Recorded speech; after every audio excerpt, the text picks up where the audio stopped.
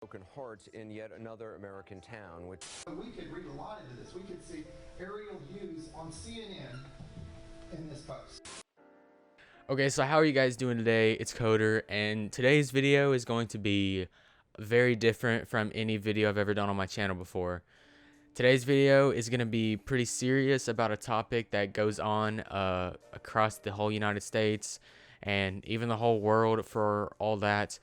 But it was a personal experience that happened very recently, and I just want to touch on it because it's just a scary thought to think about in my head, and that happened just in my little town, and I just want to touch on it with you guys and just give you my thoughts on it. But before we start that, I do want to apologize for the lack of videos. I have been sick this week, so I couldn't really make any videos or anything, but you know, videos are still coming, so don't worry about that. Okay, so I'm gonna take this story back to when I was in school this past year.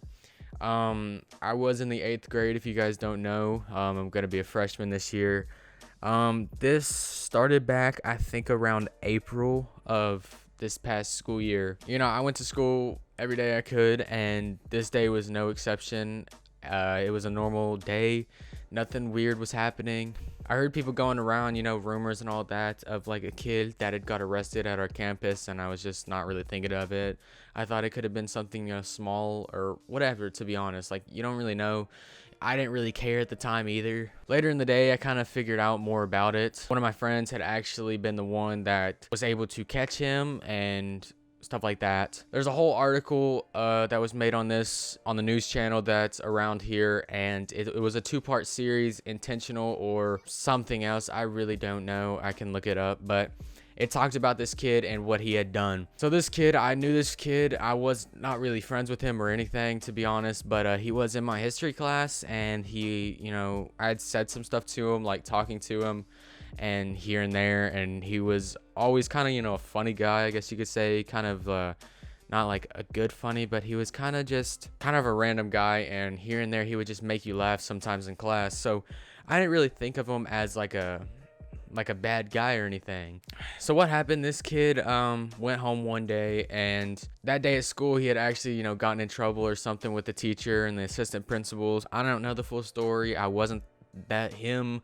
I don't know why he got in trouble or whatever. But what happened, he went on social media, he went on Instagram, and he posted a really messed up thing to post on social media. Mrs. Green is the stupidest mother blank in the whole world. So long with Mrs. Blank Rand. I think today I lost 90% of my sanity, and honestly, I think about their deaths every second of every blank day. I literally crave nothing but their suffering, and I want to see bloodshed and revenge gained. I ask you, my faithful peeps, what should I do about it before I end up with first-degree murder? He was targeting 2 people in his, you know, remark. It was a teacher that I actually had. She was an English teacher, and our assistant principal. So he said this on social media, and a lot of kids saw this, and one of my friends screenshotted it and turned it into, you know, the principal and stuff, because he knew something was up and something could easily go down if this wasn't taken care of. The article reads that this threat was different than any others we have seen in the past because it involved the general public. So that means it involved our school, just not along with the teachers that he, you know, put it in. What he was planning to do was going to happen on school, and that involved everyone at the campus, including myself. Were mentioned in the post were his English teacher and his vice principal. So the argument was that if he was going to act out on these threats, he was going to do it right here when he got on the school campus, which could have potentially put hundreds of lives in danger. So that night, deputy showed up to his house. He was arrested, and this took place, I'm pretty sure, back in April. So the trials just now like started running and stuff, and the teachers were there, the assistant principal that was targeted. So this kid ended up being placed at the juvenile justice department in Austin, Texas, which is 4 or 5 hours away from us, indefinitely. So just the scary part about this is that the night he posted that on social media, if no one saw that and no one, you know, told someone about it, who knows what could have happened the next day at school. I could have shown up that day at school, and I might not have walked out of that school. That seems kind of crazy to think about because where I live, there's not that many people. It's a very small school, not like a really small school, but it's not like a big, you know, Houston school or a Dallas school like in Texas. It's a pretty small school, and to think that our lives could have been put in jeopardy that day is something that's hard to swallow. So I'm glad that the person that screenshotted it and showed did that, because if not, you know, who knows what could have happened, to be honest. And you know, who knows if he actually would have done anything, you know, maybe he was just letting off his anger and stuff in that message. But just knowing that he posted that on social media and it was so demonic and satanic and all this other stuff is just really scary. And it had the two people, it had the teacher and the assistant principal in the article saying that they were scared for their life, and that is something they've never had to put up with in the years that they've teached. So yeah, I don't know, like, who knows what could happen that next day if nothing would have happened. You know, I might not have been sitting in this chair. I could have been a victim of the next mass school shooting that happened just right here where I live,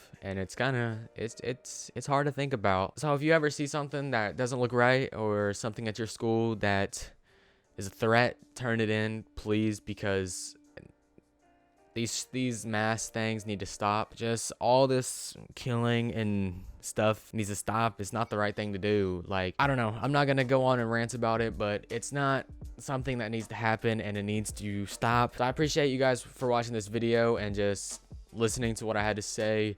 I just wanted to put this out there because it was a personal experience, and you know, I didn't really think anything of it during school, but now that school has ended and they're actually running the trials and they were at court and all this other stuff, it did kind of hit me like, dang, I never thought this could happen where I live and all this other stuff. So I appreciate you guys for watching this video.